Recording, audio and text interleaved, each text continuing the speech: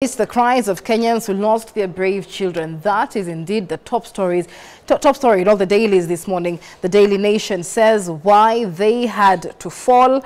And the front page of the Standard newspaper says people power.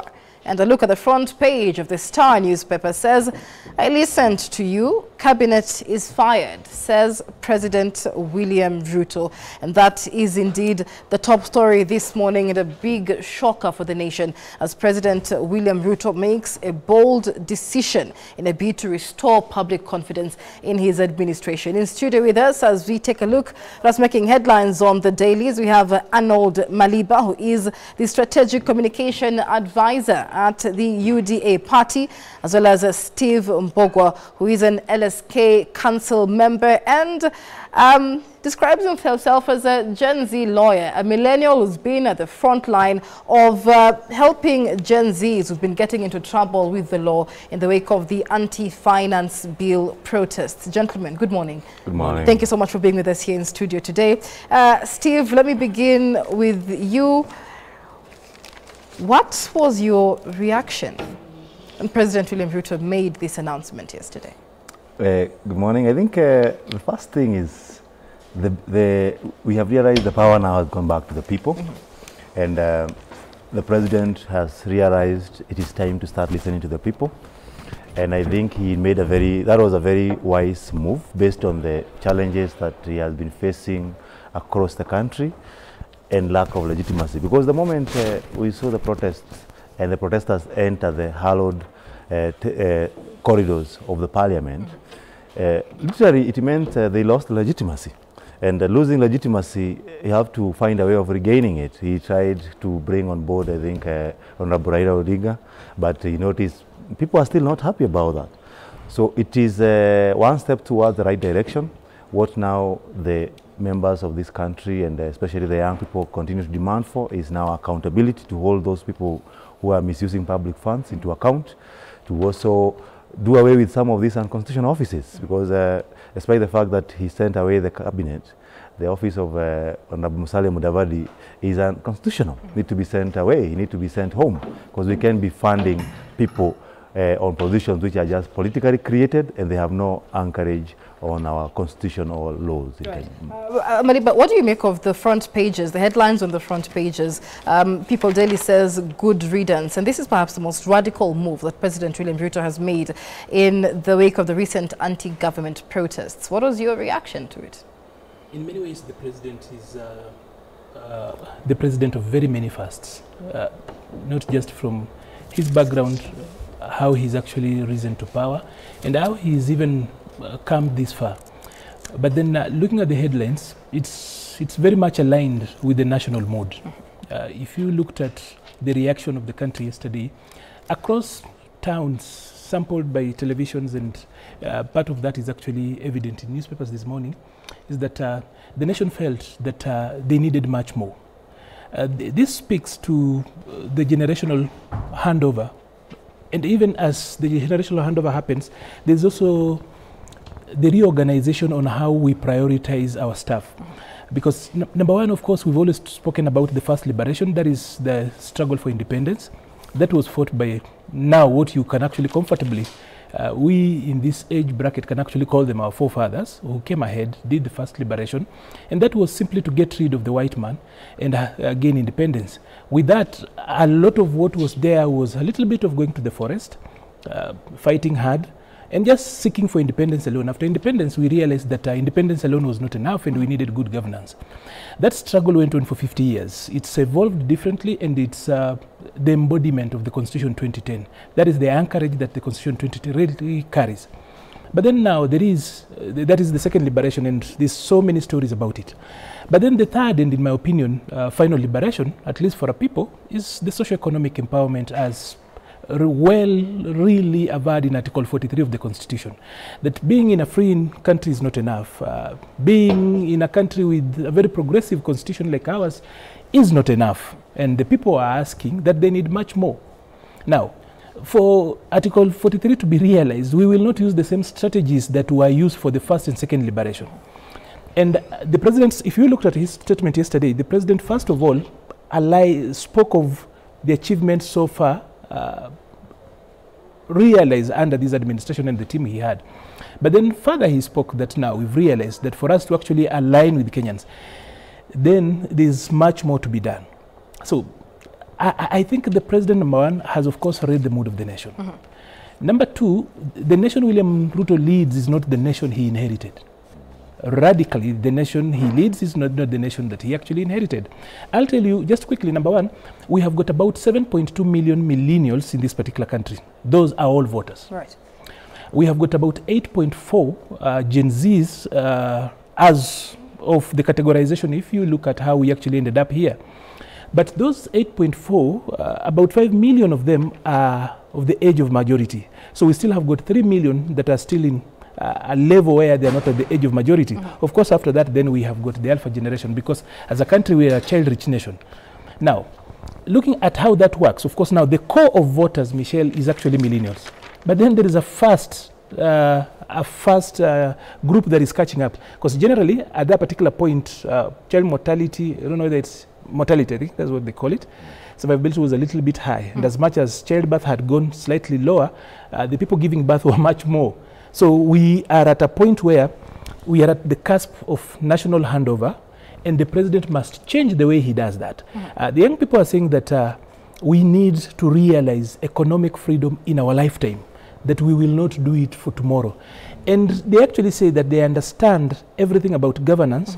They just want everybody, and Michelle allowed me this morning to use this language, everybody to do their damn job. Okay. How you get there doesn't matter. Okay. Just do your damn job. And so we'll be discussing what the job description is at the top of the hour and the expectations of Kenyans. But we have in studio with us a Gen Z activist, and we, of course, are trying to understand the impact of the Gen Z movement so far. So Margaret Muchok joins us as a Gen Z activist. Margaret, very good morning to you, and thank you for joining us on New Dawn. This radical move by President William Ruto has been one of the major demands by the Gen Z movement, and now the rest of Kenyans have rallied behind this movement. How did you receive it?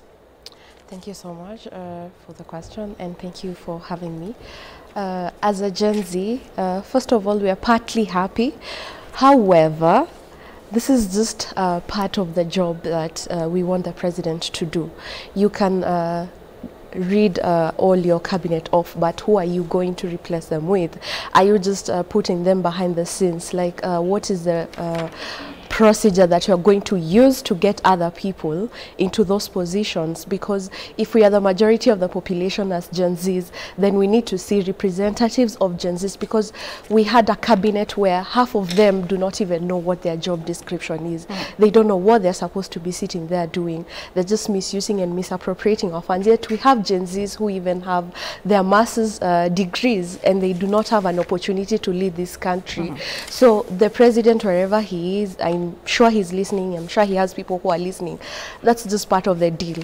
We have more asks, like what is going to replace? Who are the people who are going to replace that? Are we going to be involved in the process of the re-election of that? I hope it's not just something that's being done and then behind the scenes we have other things going on, and those people still being rewarded in other ways, having their companies still having tenders to get money from the government. Like, we want actions, because we know that this government has a lot of PR, and we know that the president might be doing things to cool things off, but we're not going to be cooled off until we see that all our asks from A to Z are well taken care of. Any cabinet technicians, editorial and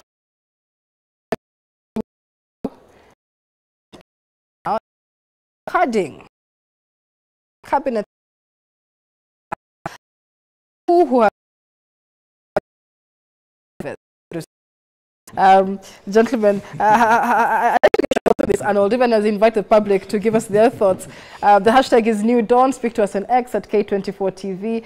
Many have questioned, Arnold, why the Prime Cabinet Secretary, Musalia Mudavadi, survived this cabinet acts, so to speak. The Attorney General, Justin Muturi, was on the front pages yesterday accusing the president of not recognizing his role, not going to him for legal advice on major issues like KDF deployment. And here we are now, seeing him being part of the acts. What do you make of these two so-called designated survivors in this picture? First of all, we cannot question the president's wisdom on how he chose to act on this. The point here being that, first of all, this is unprecedented. That the last time this actually happened was in 2005. And circumstances were literally different. But under this particular constitution, this is the first time under this constitutional dispensation this is actually happening. So, of course, as much as... by the way, Michelle, one of those things that we might really have to see is that we are still testing the constitution. 13 years down the line since we got this constitution, it's relatively new, by the way. I know for a lot of us, this is the first time we are seeing government under, or rather we are enjoying government under any framework, so we might not have the chance to actually compare. A few things are actually likely to happen. I know people could be tempted to go to court. They have got that particular right, unfortunately, or rather, or fortunately, to test this particular decision. So, the hiring and firing of CSS is, of course, under Article 152 of the Constitution of Kenya 2010. For the AG, Attorney General, of course, you have got Article 156. Speaks about how he is here. He's not per se a member of the cabinet. He's actually an ex-officio member of the cabinet. Right.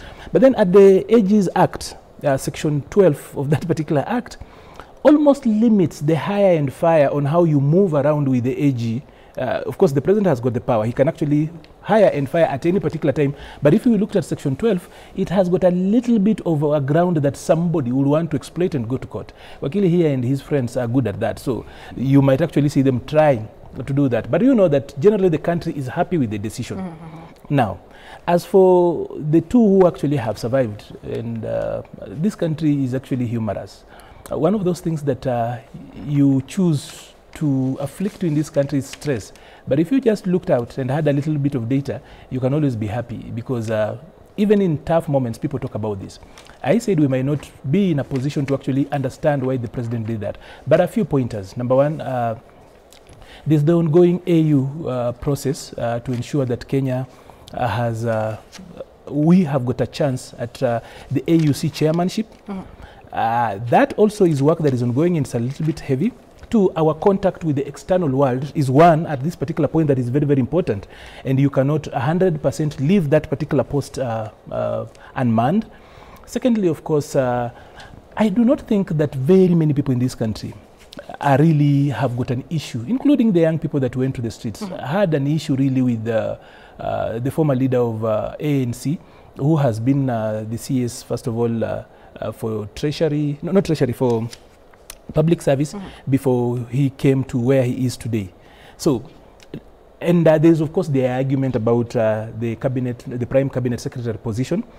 Let's not forget that he was appointed through the process of a cabinet secretary. The designation and how the president decides how to organize his team might not really apply in this particular aspect. Otherwise, he went to parliament like any other person, the way cabinet secretaries should be appointed.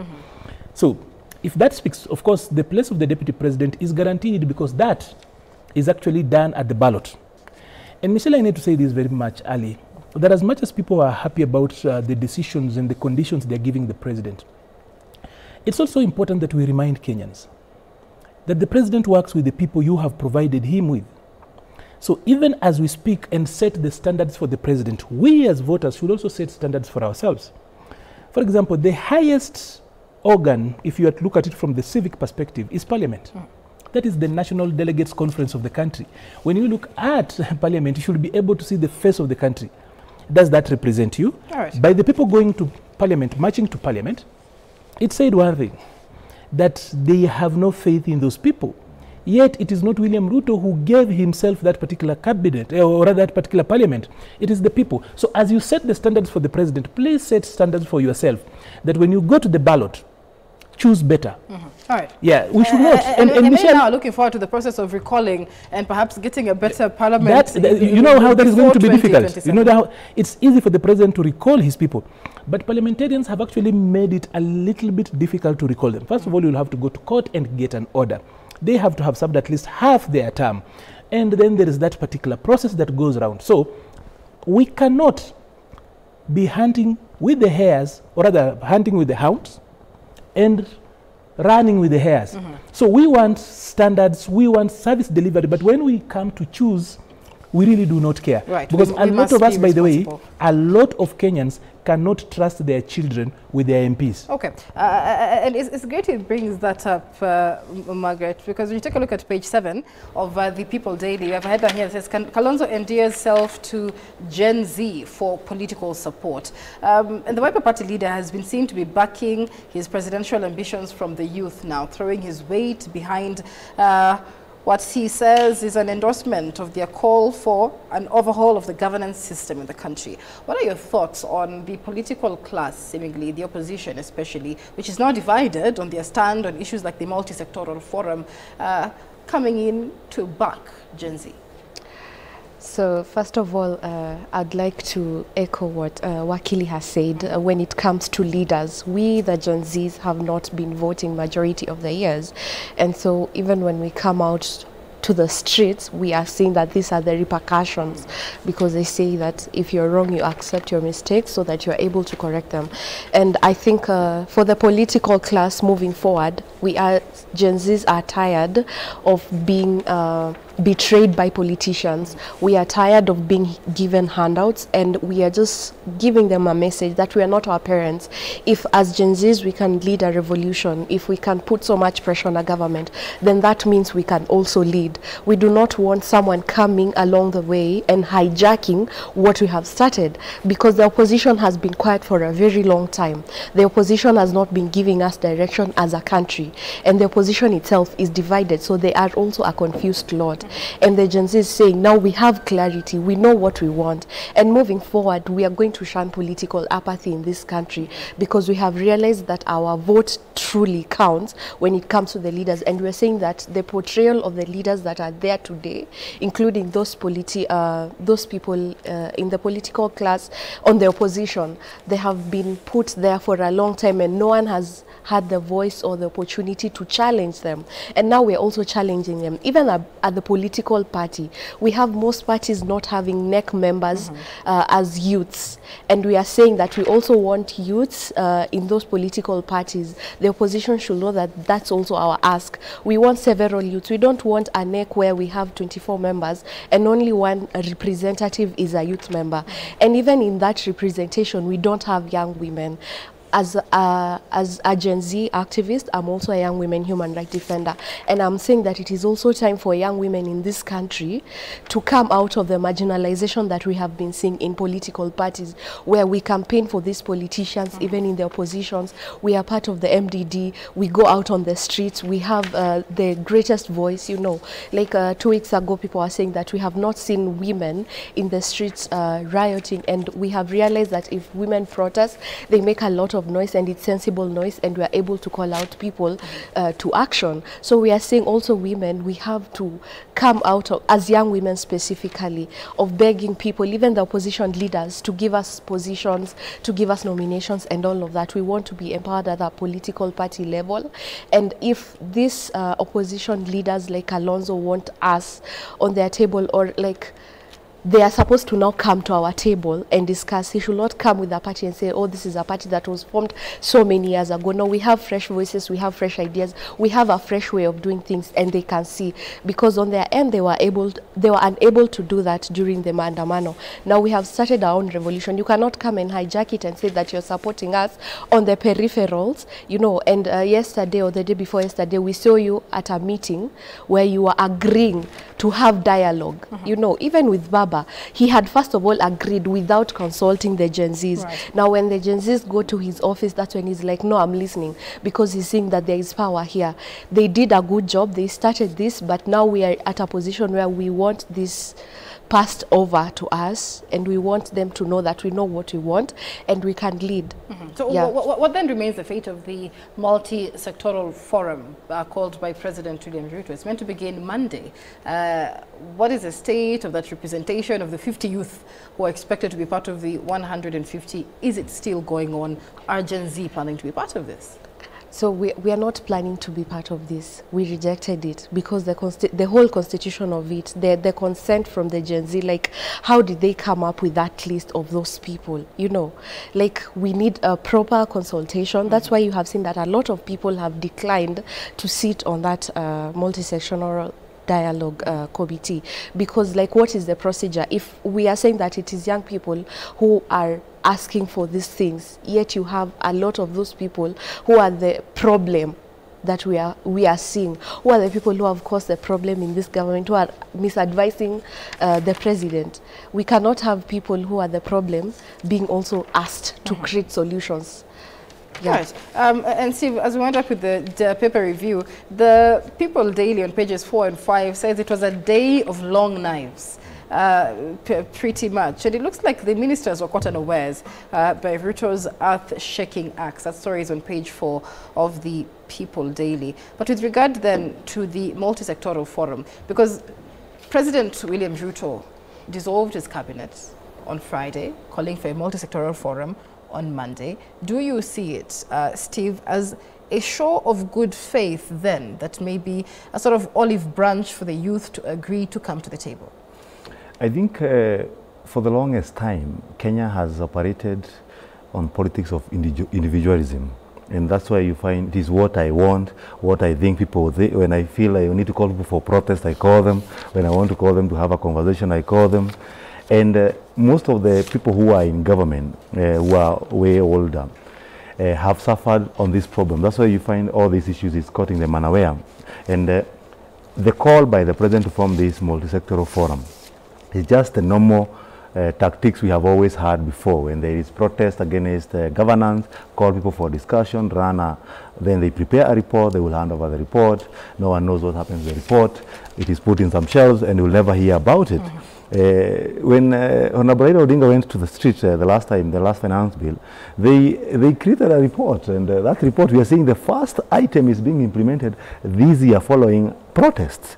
So it is, I would say, the creation of that particular forum was not in any way meant to cure the problems, because and I think Arnold has mentioned that, Kenyans, and not just the young people, but Kenyans in general, have realized, and through the voice of the young people, it is time to demand for our socio-economic freedom.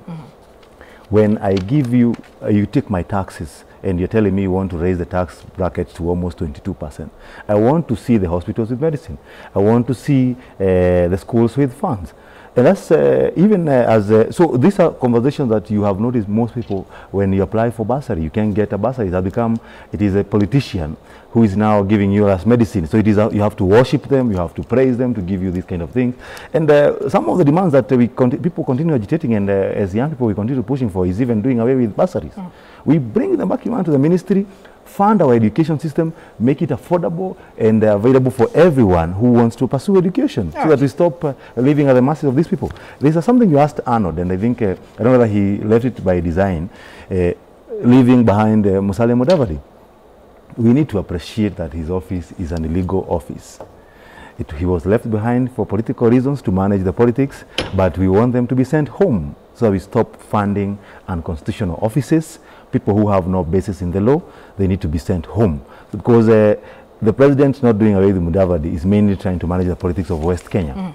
And nothing more than that. So it is high time he appreciates that we are monitoring him and we are breathing in. Them, they fought for the constitutional liberation, and the constitution was brought on board.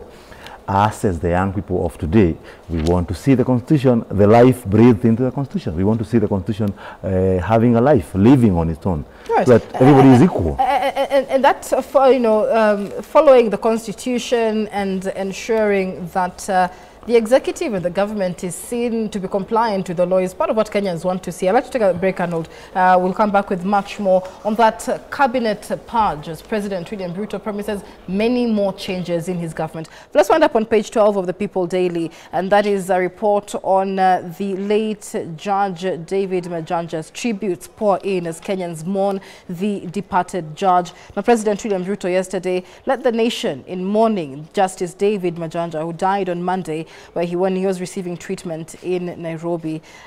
Chief Justice Martha Koome eulogized him as a towering figure in the development of transformative post-2010 jurisprudence and a critical pillar in the institution as well. I would like to hear your thoughts on that development, and that's making headlines on the dailies. The hashtag is New Dawn. When we come back, that big conversation on the cabinet purge, a result by pressure from Gen Z. Is it a new start, and what are your expectations? That conversation will be up next. Do stay with us.